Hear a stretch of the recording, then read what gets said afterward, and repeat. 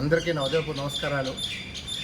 ఈ నెల 4వ తారీఖున మన పోరాటం రాష్ట్ర భవిష్యత్తు కోసం అనే ఆడియో పాటని లాంచ్ చేయబోతున్నాం.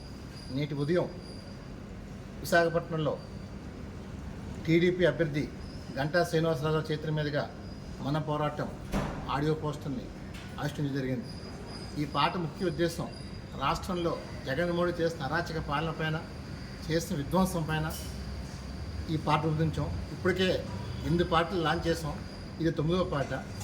జగన్మోహన్ రెడ్డి నవరత్నాలకి నవ పాటలతో ఈ రాష్ట్రాన్ని కాపాడటానికి తెలుగు శక్తి పూనుకుంది.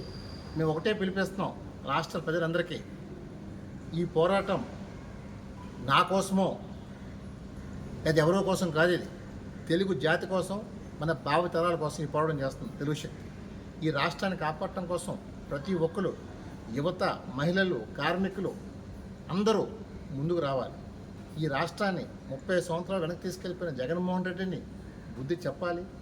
తిరిగి చంద్రబాబు నాయుడు గారిని ముఖ్యమంత్రి చేయటం కోసం నాడు బ్రిటిష్ అలాగే తరిమి కొట్టామో, ఈ రాష్ట్రం నుంచి జగన్మోహన్ రెడ్డిని తరిమి కొట్టి తెలుగు జాతి గౌరవాన్ని నిలబెట్టాల్సిన బాధ్యత మన అందరిపైన ఉందని మనం చేస్తున్నాం.